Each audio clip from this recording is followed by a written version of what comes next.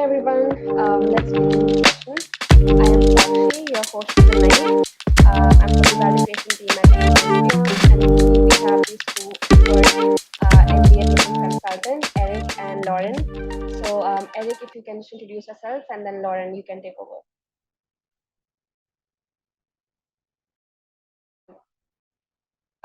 Eric, you're on mute. Sorry about that. As I was saying, so my name is Eric Lucrezia. Welcome to this session today. I'm based here in Paris, France, although I'm originally from New York in the States. I've been here for 13 years and I've worked 20-something years in education and admissions consulting. So happy to be here today.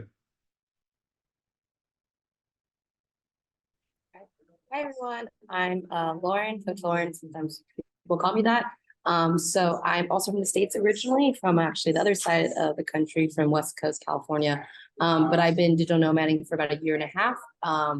Yeah, I've been involved with education, higher education for like 8 to 10 years now. I started off tutoring, but eventually got into admissions consulting, and I love it. I'm a big believer that education opens a lot of doors, so happy to help people reach their education goals.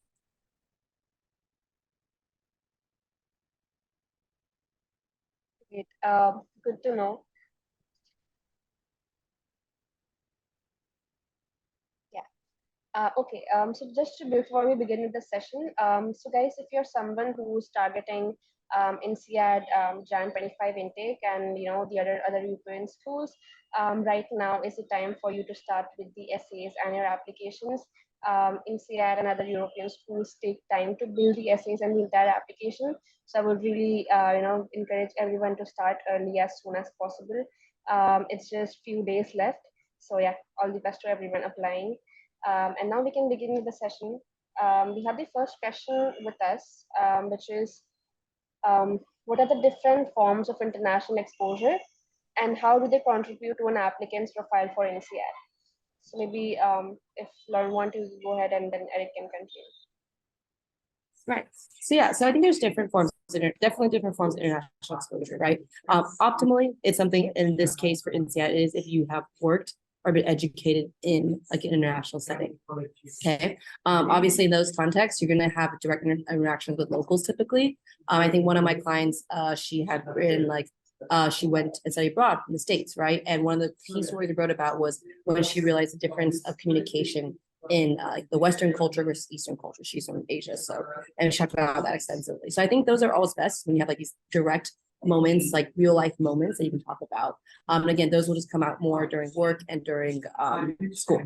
Now, that being said, even if you're not someone who has necessarily had that international exposure, I think that you can also still talk about how you find it passions in other ways. Honestly, even with INSEAD, even you talking about how much you love traveling or how much you like gone and done some things, expose yourself internationally, it really helps. Again, not everyone has equal access. I think that's something they understand, but the attempt to and the passion to, I think, is super key here.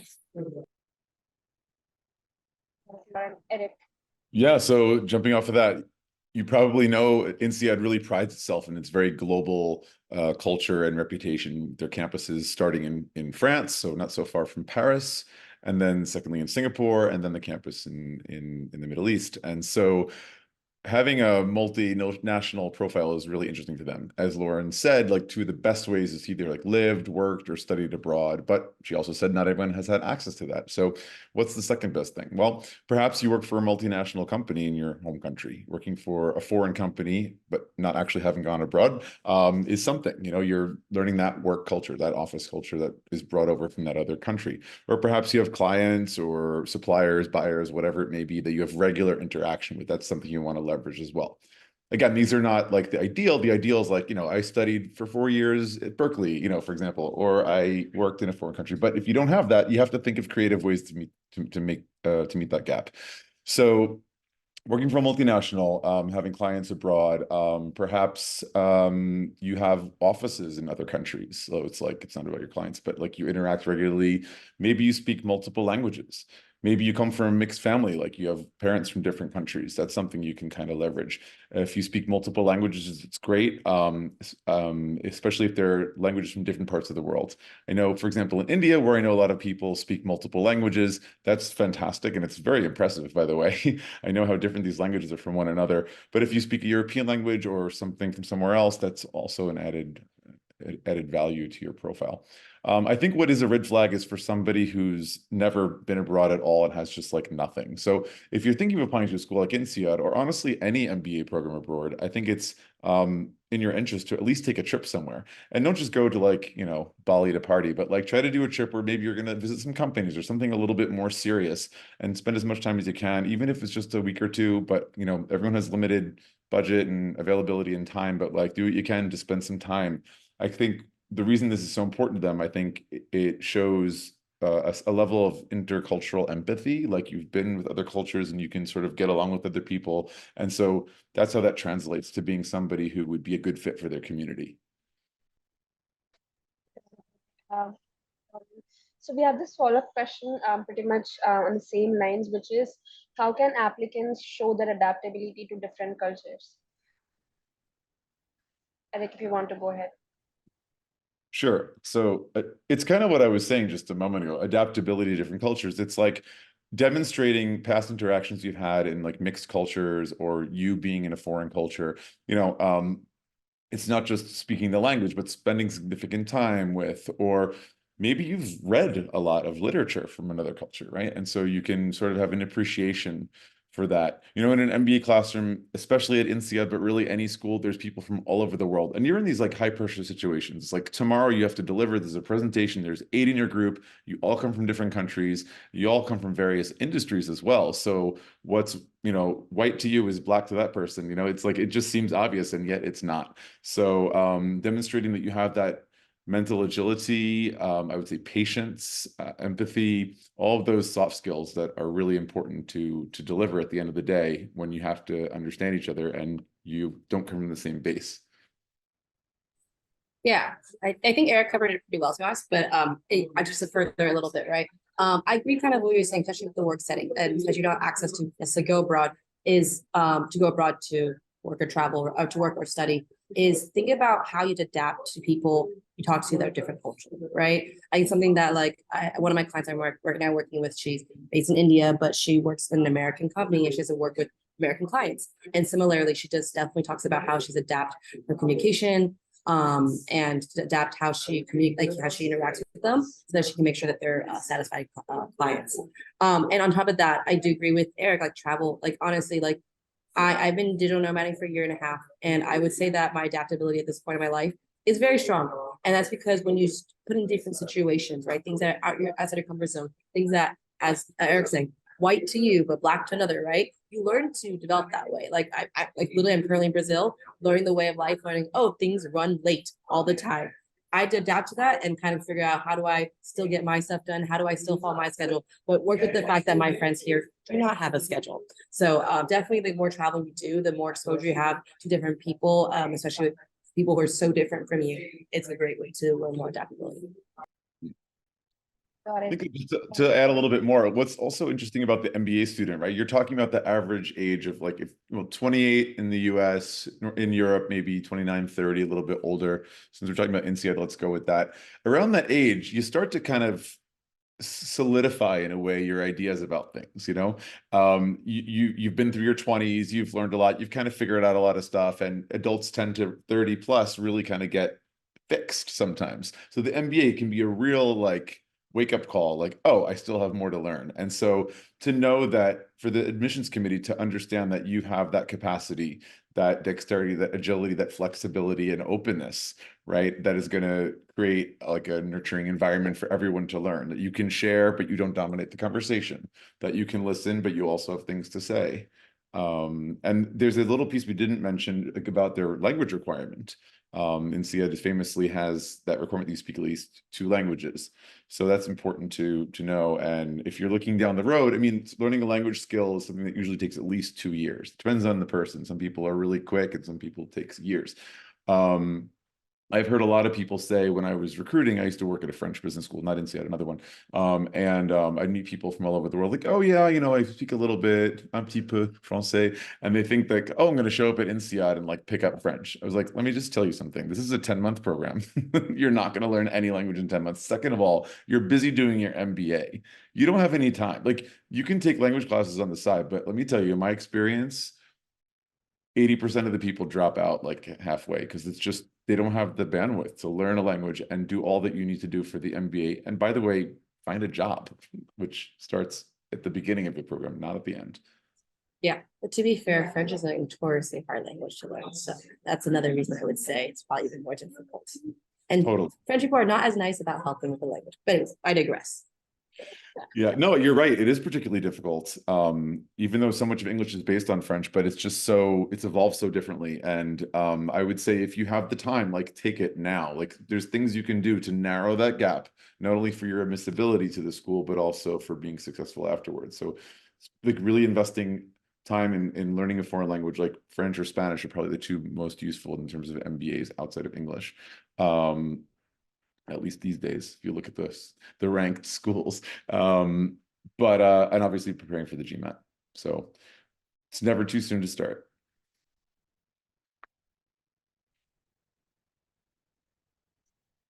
The next question, which is, why is it important to align post-MBA goals with past work experiences? And what does INSEAD value in the application process?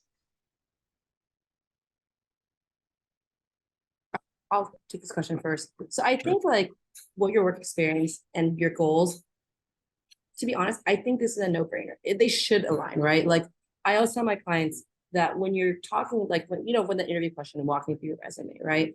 I always encourage my clients to start from the beginning of their career. Actually, like when my clients start their current job, I'm like, no, start from the beginning because you're here to tell a story. And basically, all the things you've done should lead up to why you're doing an MBA, right? Like it's like for me, I work in entertainment and I liked my job, but I felt like I wasn't moving up.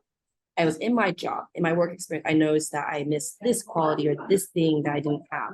And that's why I needed an MBA. See how it's very natural. It should be a very natural reason why I go to MBA. If you're like, I don't want to go to MBA because my parents told me or because it's all a dream. Again, what part of that, like, in your career, right? It really should relate to it. It's like, oh, I've been working my job for this many years. I realize that in this job, I'm really passionate about sustainability, right? And I wanted sustainability, but to get there, I really need this thing, right? I need this role, I need these skills, and this is what MBA can provide me. So I think it's a very natural course. Like you should really think when you are applying for MBA in general, think about why are you doing this? Why are you about to spend so much money, leave the country, to get out of your comfort zone to do this, especially if you're in a good place in your career, right? And again, it should be like, well, in my job, I learned this and this, and this is what's lacking. Usually, actually, all good essays, in my opinion, for MBA essays, you have to talk about like the aha moment, the light bulb moment where you're like, this is where MBA will help me in my career, my next path, like whatever, even if it's to enhance your career, right? But you do definitely need that information. Shakshi, was there another part to your question? I know I answered the first part. That is, what does INSEAD value in the application process? Yeah, so I think as to the point we were talking earlier, INSEAD values international exposure, right? Again, if you have worked or lived in another country or at least worked with foreign clients and learn adaptability, they very much value that insight, like the international perspective and the grand citizens. Yeah, that's absolutely true. People who are, go-getters, who are really motivated, people who do a lot of different things, so that's why extracurriculars does count. And you'll hear MBA and Beyond talk about that and developing that part of your story. And as Laura said, sorry, is it Laura or Lauren? Lauren. I heard your lips. Thanks. Sorry, Lauren. As Lauren was saying, it's really about telling a great story. So it's, going into yourself and finding what are the things that you've learned, what are the great qualities about yourself, and learning how to talk about them in a way that's quite balanced. That doesn't come off as bragging, but you're not like shy about it either. It's like a balanced, plain way of just like, and not just like listing them, but telling a story that illustrates how you have these experiences, how you have these skills, and then also the self-awareness about what you're lacking. Lauren talked about these aha moments, and I think that's totally true, but also aha and when you realize which schools are the right fit for you. So I 100% agree with everything Lauren just said, but I want to talk about now a little bit, like, how do you get to that point? And I think that's what most MBA hopefuls forget or don't just have the awareness about. They look at like, okay, rankings, scholarships, GMAT, and they think that's just a plug-in formula, and it is so not. And this is why it's super helpful to work with somebody like a consultant, right? So what we help you do is to tease out some of those aha moments from your story that are kind of buried in your memory somewhere, and perhaps you don't give a lot of value to them. You don't think that this is something that's relevant or interesting when it actually is. You're working for a couple of years, you're probably So say, for example, you're an engineer, you have a quite technical frame of mind, you like thinking in projects, thinking about all the technical stuff, and a lot of those details are not necessarily important, but some stories of like an interaction you have with your boss or some kind of team moment or where you had real impact, or even outside of the office, like perhaps you play on a soccer team or cricket, or you're in an orchestra, or you volunteer somewhere. Like some of those experiences could highlight examples of leadership or moments where you realize, oh, this is where I want to acquire some skills right now to either pivot in careers or to like go vertical. So it's really a process of reflection. Journaling is useful, where we do a lot of things with MBA and beyond to develop your story, right? A process that you might hear of personal branding, to develop that story and to come up with something that really makes sense and shows you in the best light and why it makes sense for you at this particular school. I'll mention really quickly rankings because they're coming out very soon. On February 12th, the FT, the Financial Times, are coming out with their 2024 rankings. So it's kind of an exciting moment. And I know this has a major influence on where people want to go to school. And fair enough. Like it's obviously like super sexy to say I graduated from a top 10 school. But what's more important than that is to find the school that's the right fit for you. So as you get to know INSEAD and see if this culture is right for you, vis-a-vis your personal values, if you understand what their teaching style is vis-a-vis your learning style, what kind of student body do you want to have? They take in 500 students twice a year. It's a pretty big program for Europe.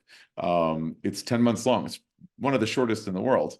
So it's intense. Do you require more of a competitive or collaborative learning environment? Like these are things you need to ask yourself. What percentage of females, of internationals and so forth is important to you to understand if it's the right fit? And beyond like these kind of events and MBA fairs that you can go to in person or online, like it's really about talking to people. Like go onto their websites and you can usually find student ambassadors and interact with them, ask them questions.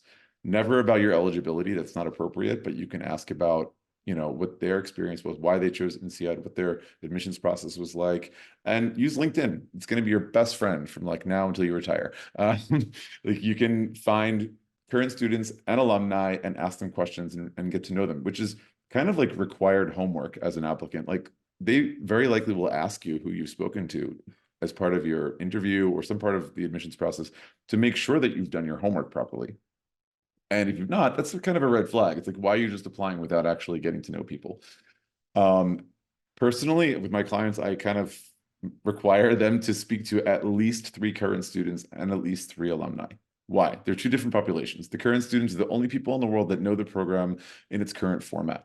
Programs evolve year on year. So they're going to be able to tell you how it is today. It's going to be probably most alike the version of the program you might do if you get admitted this year.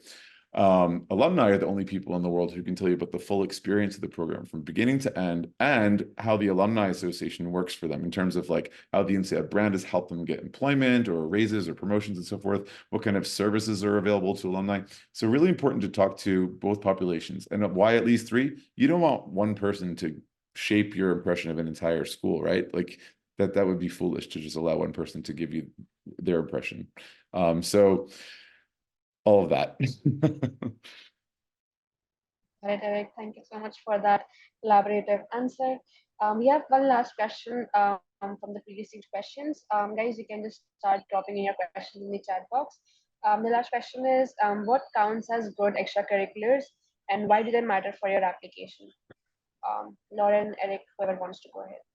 I talked a lot, Lauren. Do you want to start? So can you repeat that question one more time? Yeah, sure. It's what counts as a good extracurriculars and why do they matter for your application? All right, so I think with extracurricular, it's kind of again just enriching your profile, like exposure you have, right? And like your involvement. I honestly feel like most extracurricular, like I could be wrong, but I think anything you've done and been involved with, and you've been involved with like intentionally, is going to be key here. I think that's actually the thing. People will join a million clubs, right? And it's like, but do you actually care about the thing? Do you actually really involved? Were you passionate about it? It's like, no, I just did it because I thought it helped my profile. And I think that's where, in my opinion, is the red flag, is where you like, I'm like, why are you wasting time with extracurricular where you're not really involved? I prefer like, I'm passionate about this. This is why I'm intentional with it. This is what I learned from it, right? In general, my kind of, I guess my outlook in life with it is, think about all the opportunities you have in general in life, right? And again, in this case, like joining extracurricular, you're meeting different people. You're going to be exposed to maybe something you're interested in, right? So I'm saying part about you that's just beyond work, what you actually like or you actually have passion for, you can talk about. I think that's, in my opinion, personally, where I think extracurriculars are really more beneficial. That's my kind of thought. I don't think that's every popular, like it's not the popular thought of every consultant. I think there's like a more what do you call it? Like a more typical answer. But for me, I think when you're able to write passion about why you're involved and what you learned from it, that's going to be a great extracurricular for students. Got it, Lauren. Okay, so I think we can, start taking the questions from the applicants. But before that, guys, there is this QR code on the screen which you can see. It's a feedback form. It will be great if you guys can just, take a minute and fill the feedback form. That will be really helpful. And yeah, we can take the first question, which is from Amulya. That is, wanted to know about placement for international students. Do most get into consulting? Also, how is the school accommodative if I have a kid who would be moving to study? We can take the first part of the question.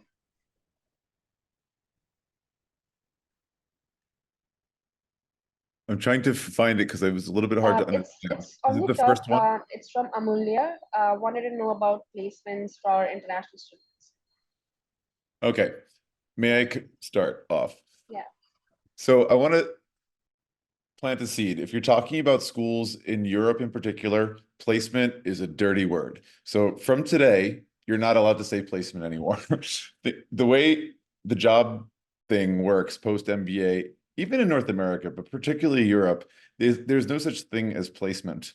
And I know it's very typical to use this term in India and some other parts of the world. So I'm making the point so that when you're speaking to people from that school, don't use that word because it's kind of like a dirty word in the sense that like some people have the idea that like you finish the program and you're kind of like handed a job on a plate, and it's totally not like that.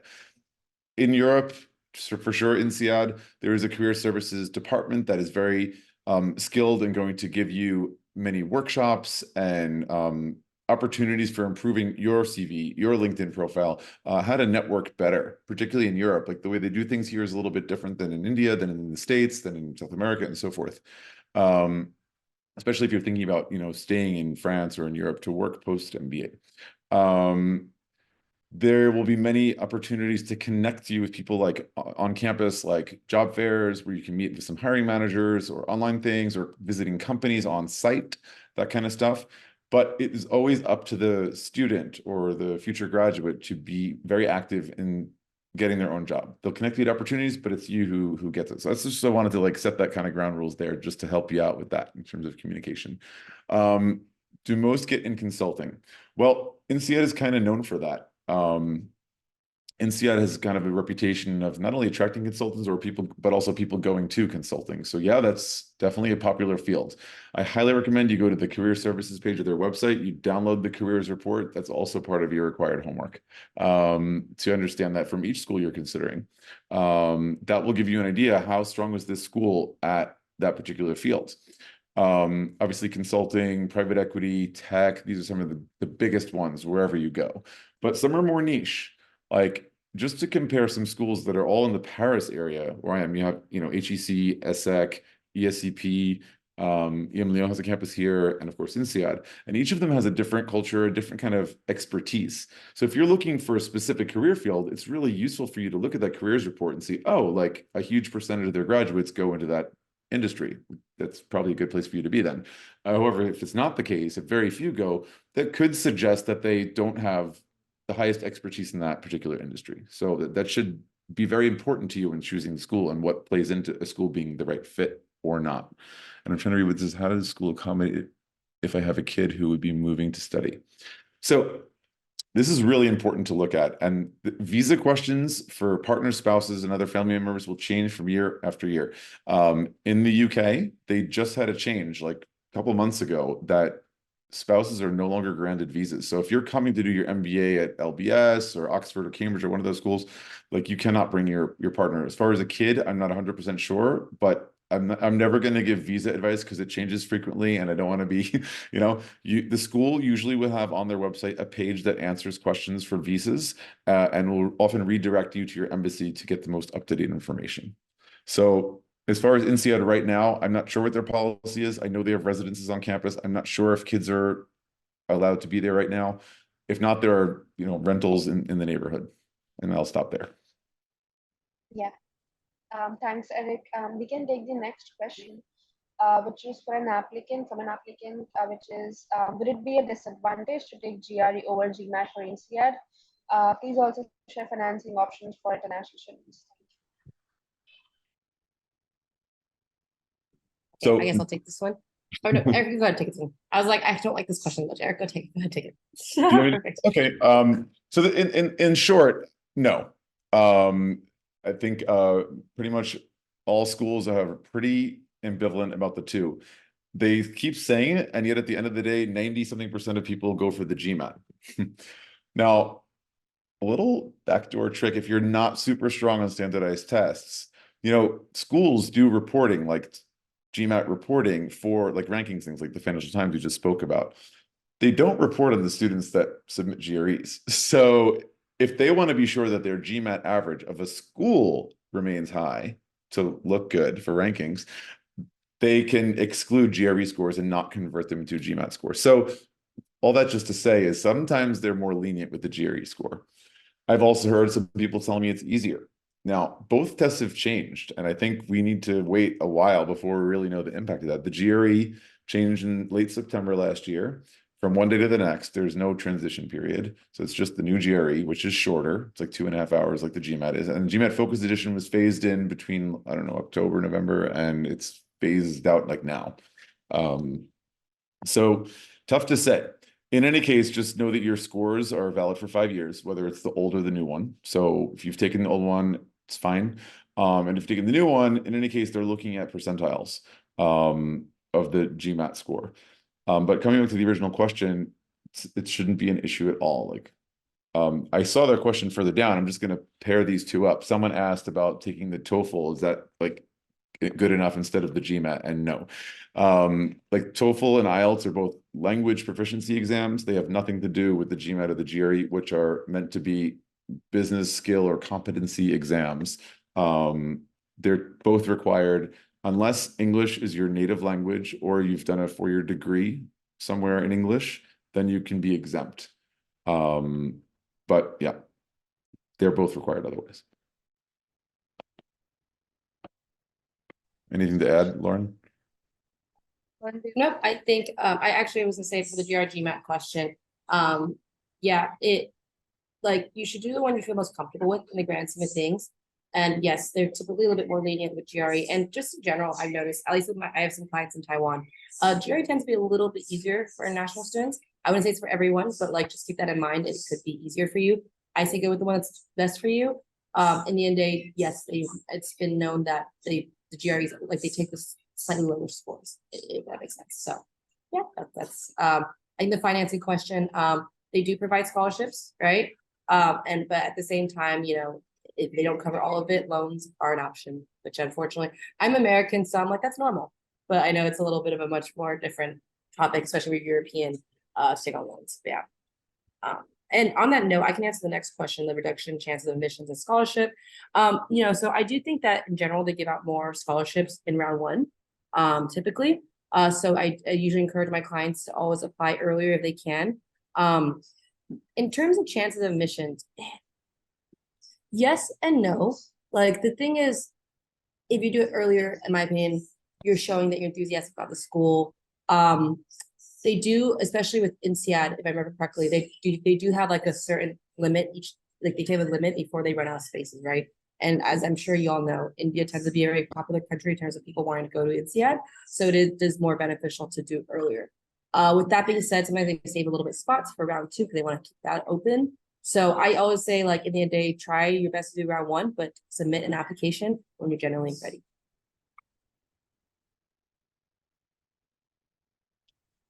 Question, which is from Russia.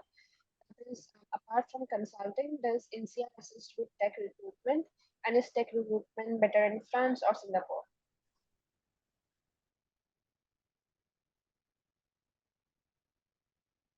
I'm scrolling for the question. Oh, there, I found it. Let me just read it. From Raksha.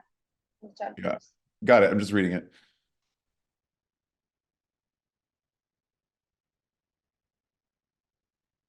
Okay.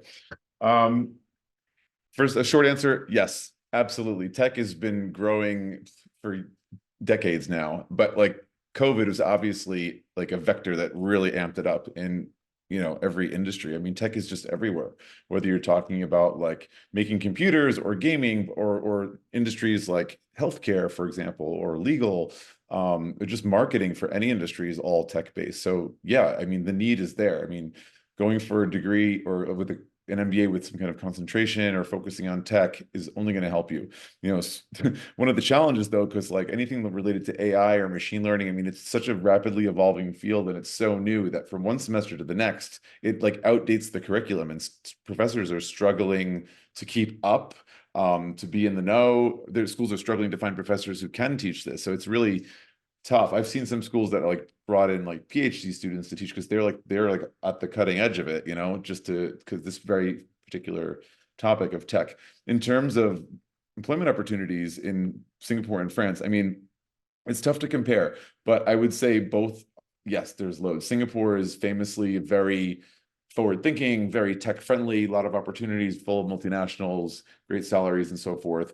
But it's like this big as a country. Like France is a lot bigger, and it's also easy to pivot between other European countries if you have a Schengen visa to be here. So that's another opportunity. So I would say probably at the end of the day, there's more in France, even though Singapore is more techy. But it's just a question of numbers, right?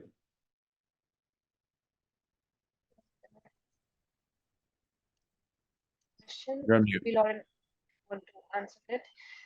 First, which is if one has very good international experience, will we get some leverage on the GMAT score, or is it there still a bit minimum benchmark required?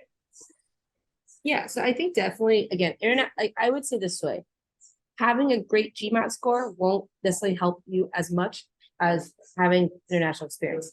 With that being said, is there kind of a minimum? I first of all don't love the term minimum because there's always a range, right? But I would say you do still want a decent GMAT score. Unfortunately, it doesn't work the other way around, right? It's like you can have a great GMAT score, but you have no international experience, not a good chance. Other way around, you would hope that if I have great international experience, I can have low GMAT score. That doesn't really work either. You want to still bring your GMAT score up more. So yeah, I mean, again, I don't love saying there's a minimum benchmark, but I would aim for the average at the very least, right? Like then you're at least average going in. Higher the better. I always say also keep in mind that better your score, the more likely they're gonna give you more scholarship. When I say that, for some reason, all my clients want to work extra hard. They're like, oh, let me now work harder in my GMAT. I'm like, yeah, because you get more money thrown at you. So that's always helpful. You're speaking my language, Lauren. Yeah, this is like another taboo thing. Like when you're at an MBA fair, in person or online, I always say there's two things that you never ask. One is like you never ask what's the minimum GMAT score.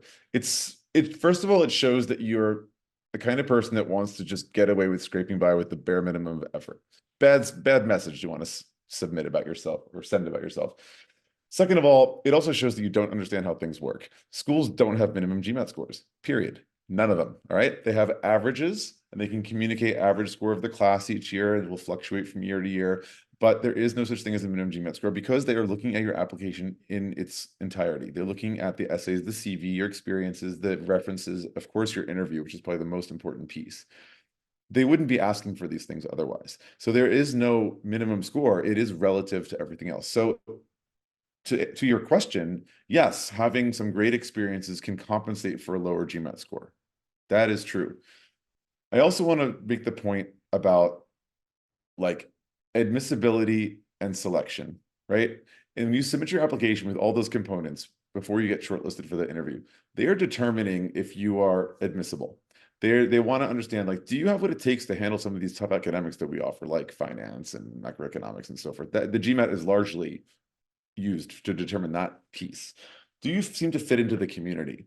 Does it make sense here? Do your goals like jive with what we can do for you? Like they want happy customers. They want alum who are like, yeah, like I came there with my goals. INSEAD was able to deliver and help me achieve them and get to those jobs that I'm looking for. So, all those pieces, do you fit, right? That's admissibility. And the GMAT is going to be part of that, big part of that. Then there's selection, and that's where the interview happens, and they get to know you a bit better. And really, all those like soft skills, your human interaction, or are you charismatic? Can you motivate people? Do they see you as a leader? Do they think that you have what it takes to become like a top leader? That's what selection is about. So it's like a two-step thing. So the other hand, like even though I say that like a lower GMAT score can be compensated with some other great experiences, um, I don't know about like I don't know what you mean exactly by like great international experience. Like if you've been to like 10 countries, do you think that's great? Um, I don't know. It's tough to like measure, and it's not me who's deciding at the end of the day. So back to Lauren's point, bust your butt to get the best GMAT score possible. Even though that's not the only thing that's deciding your admission, it definitely is the main thing that determines your scholarship output.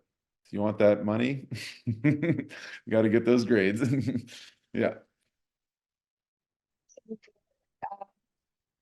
Next question from an applicant. You may not be able to see it. It's on my personal message, which is for an applicant, being an engineer male from India. It's for a competitive pool. How much does such a person belonging to this group need to score in the new GMAT edition to almost ensure an admit? I feel like we just covered this. Yeah, no minimum score. Look at the average at the very least, right? Aim for that at the very least is what I would say, and go for it. Like that. I know. Okay, I'm Asian. I'm born in an Asian house. I'm Asian American, but I'm born in Asian household, so I know how important numbers are to y'all people. But the thing about Western culture is that there's more things beyond that. So if your focus is on like I just need to hit a minimum, it's kind of like back to like Eric was saying about the placement question, right? Again, I understand that in Asia there's like you feel like you have to fit in a certain part. But kind of the mindset of like an MBA is thinking that you don't fit in a certain, it's like, is that I'm more than just numbers and like I have all this to bring together. Again, if you want a very just minimum, aim for the average at the very least, but you should be going for as high as possible, right? And right now you're in February. Applications are not open for a while for the next intake, not maybe January intake. It's very open, available, right? But you have time to study and work on that, right? And the thing is, y'all are very hardworking. Think about that. Like you can improve on a test. Everyone has the ability to improve. There's so many resources out there. So stop asking their minimum. If you want at the minimum, go to the website. That's what their average is, right? But do you want to be average or better? Let's be better. Yes, I love that. I have nothing to add. We can take the next question, which is from Mahima. And that is, are people who work in the developmental and innovation sector preferred by INSEAD? What are some of the best college for people who work and would like to continue working in the developmental sector? Do you want me to copy paste the question again? Yes, I was going to say that actually, because this sounds really bad. It sounds very specific, and I'm just like, what do you mean specifically? Yeah.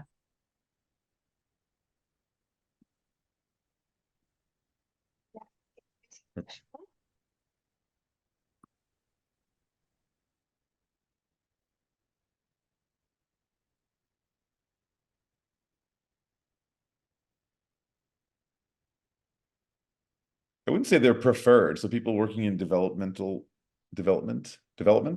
I think you meant, and innovation. Listen, these are like innovation, especially is like a buzzword that every single business school throws around. It's kind of boring at this point. So yeah, expressing that is definitely not going to hurt because all schools are trying to be like innovative. They're trying to like, don't you feel like every ad you see says powered by AI? Like, what does it even mean? I don't know. I don't think they're particularly like favoring that, but I don't think it hurts. I mean, if you are working in something innovative, whether as an entrepreneur, you have a startup going on, or you're working for a small company that's really nimble and innovative, or even a bigger firm, highlight that for sure. That will be useful at any school. It's not particular to INSEAD. Can take the next question from Shubham. It's in the chat box, which is, hello, I have a question regarding professional experience. Is the professional experience necessary to be in a managerial position? Also, what tentative percentage of cohort have 3 to 4 years of home experience? I'm sorry, where is this question? I was looking at the red flag ones, and I was like, I'm actually really excited to answer that one. So I'm like, I don't know where this question is. You need to pop it down to the bottom for each one. Sorry to make you do that. Professional experience. I can't, yeah. Very specific about industry is also just interesting. Like, I feel like maybe we just cover all the industry questions really quickly. Everyone's experience matters if you talk about it properly. Okay. Yes, they're looking for diversity. They're looking for also, like, let's be real. The typical person is from consulting, maybe a manager, right? banking, right? With that being said, when I think about my cohort of MBA class, MBA, like in my class, right? I had someone, I kid you not, he used to be an actor, and then he like started doing something where he was selling studio space. Okay. And so I think just any of these questions about specific, like, first of all, I think it needs a little bit more extensive one-on-one with a consultant and coach, to like talk about it more. But just like broadly speaking, if you can explain how your experience is helped develop business skills, help you those skills that can be shared in class, right? I think that's going to be the key thing here. In my class, I had so many engineers like that were doing the MBA, right? And they would usually talk about like, these are the skills I have, and these are the skills I need to develop to be able to be a manager. Okay. So I think any questions you guys have about like specific sectors and stuff, right? I have people who I had one of my classmates, she worked as a nurse in administration as a nurse for the longest time, right?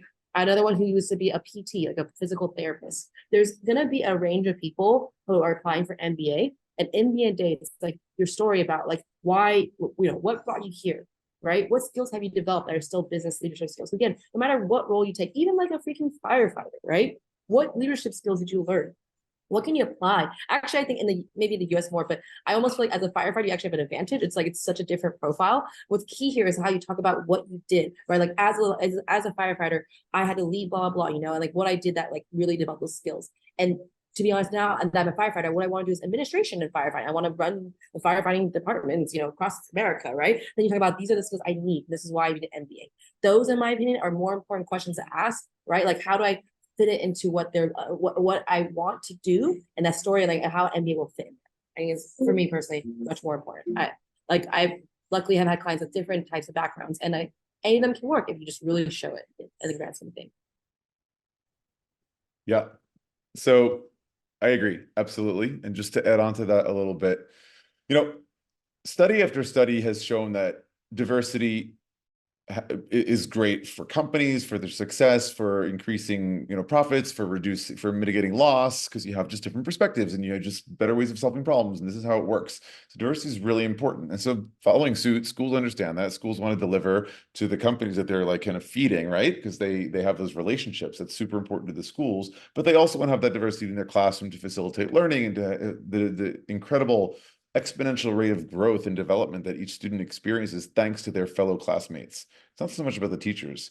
Of course, they have their PhD or whatever, they're published, they have some experience, but like they moderate a conversation that is driven by each of those different students.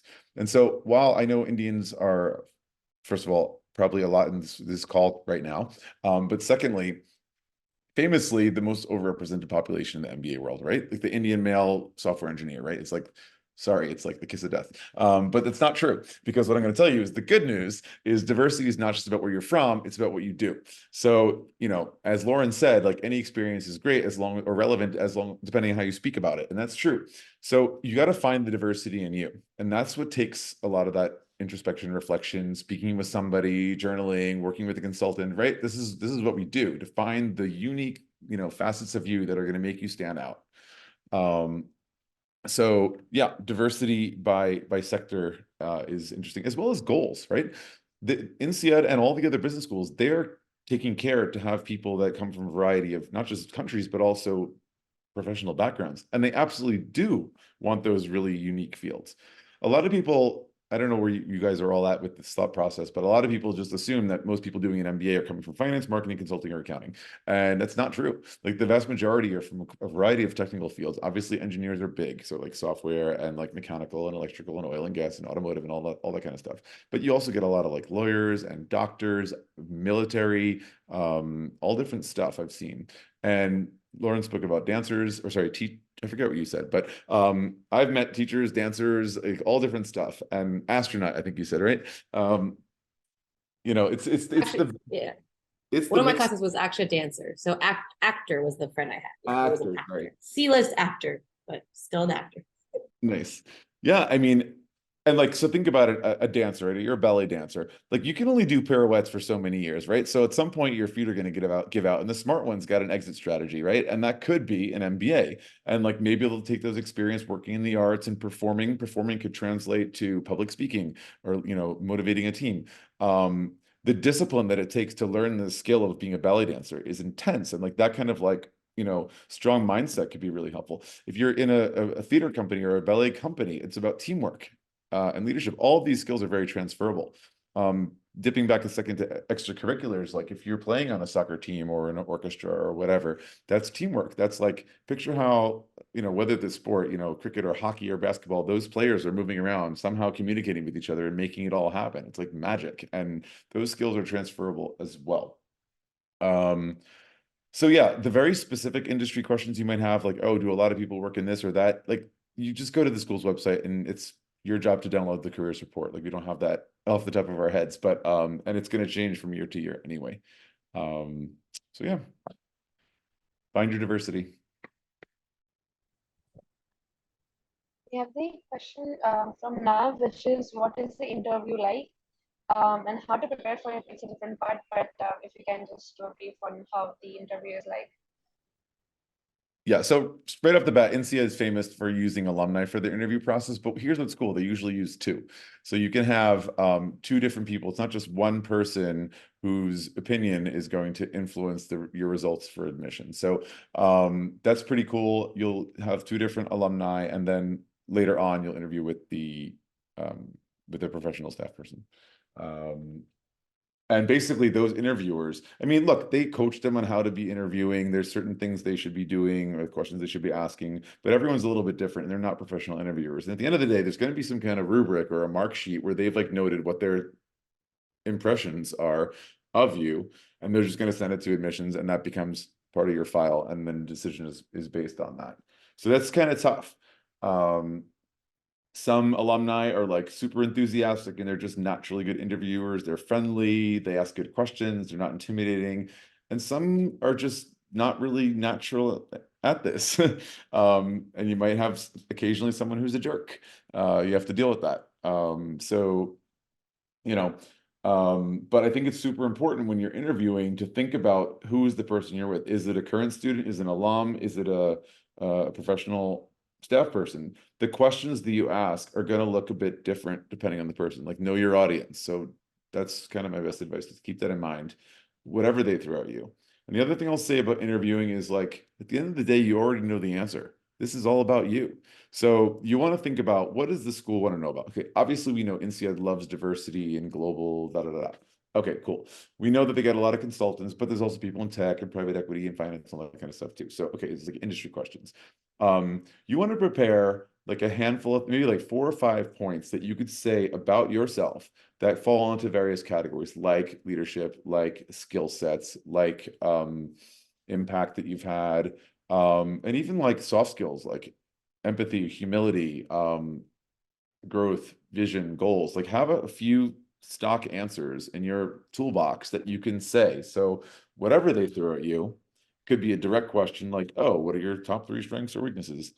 Boring. But whatever, at least it's direct.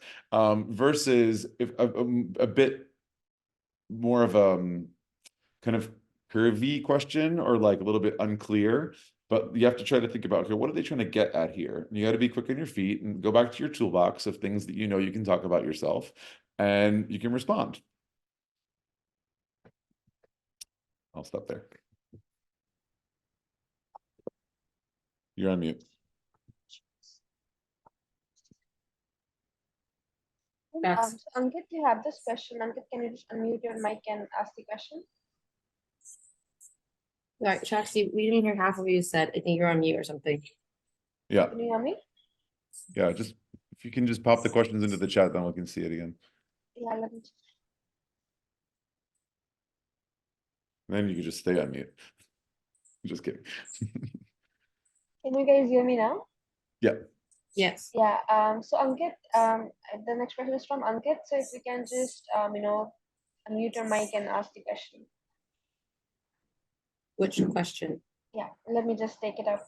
It's how does a 10-year experience Indian public sector candidate with no direct international immersive experience fill the INSEAD app international section to get in?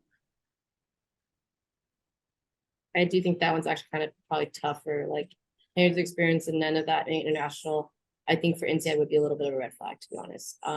Like again, you should have some form of exposure, right? Even working with clients, even traveling. If you have none of that, I don't know. Eric, am I off base with You're that? 100% right. I mean, the 10-year mark is getting towards the end of eligibility, but they are known to make exceptions, and not just NCI. They'll make exceptions if you have a great profile.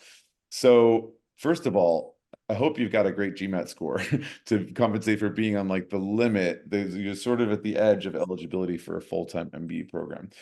The experience in public sector is a non-issue. Like we just spoke about, diversity is great. So whatever you've done, talk about how you've, what you've learned, the impact you've had, the advancement you've made, all that kind of stuff. It's again, the international exposure piece that's like, we keep hammering down that INSEAD is all about that. It's their number one, value, I would say.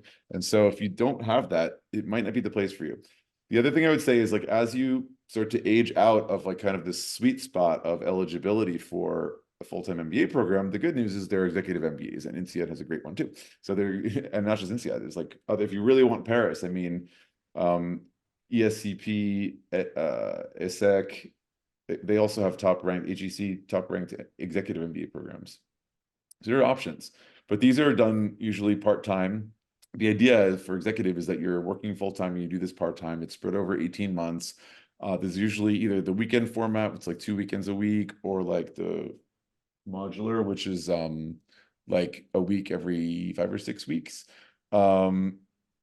These kinds of programs are tougher if you're coming from far away. So I'm just mentioning that, like, if you're like kind of aging into, or your experience level is putting you more towards an executive profile, you have to think about that if it makes sense to, because you're not going to commute from India to France every month or twice a month, probably not. But if you have an opportunity to work here, I don't know, who knows, you might have a visa to be here in France, and you could, if you have an opportunity to relocate, like if there's a Tata office, like you can relocate, for example. But yeah. We can take the last question from the day, which is from Sushmit. That is there any difference between Jan and July intake, as in terms of opportunities and internships, etc.? I'm sorry, I didn't understand that question. It doesn't give the difference between the January or the fall intakes in terms of opportunity or internships, etc. So a lot of people have the impression that January is easier. I don't think so. In the experience with my clients, like it doesn't seem to have like any different rate of admission. They take in 500 per semester, let's call it. So for opportunity, no. In terms of like during the program, they should be delivering the same thing. I mean, it's like 5 2-month terms, and you have the opportunity to go between the other campuses. So you have to declare which is like your home campus of the 3. And then you put in for, like, you have to put your name in, and there's like a selection process for getting into the other campuses if you want to do a semester here or there. In terms of internships, as far as I know, it's the same, like you have opportunities with both. But this is a great question to ask the recruiter. Great. Got it, guys. I think that's the end of the questions that we have. Guys, we know that a lot of questions were unanswered, and that is because these questions were very specific to particular applicants. And for that, you will receive an email from me after this call, and there will be a link to book a profile evaluation call with our profile evaluators, who will definitely speak to you about all your questions in depth, and you can save them for later. So yeah, I think that's all. Thank you so much, Eric and Lauren, for joining in. It was great having you two here. My pleasure. Thank you so Pleasure. much, Good luck, guys. everyone. Take care. Bye. Bye. Have a good day. All right.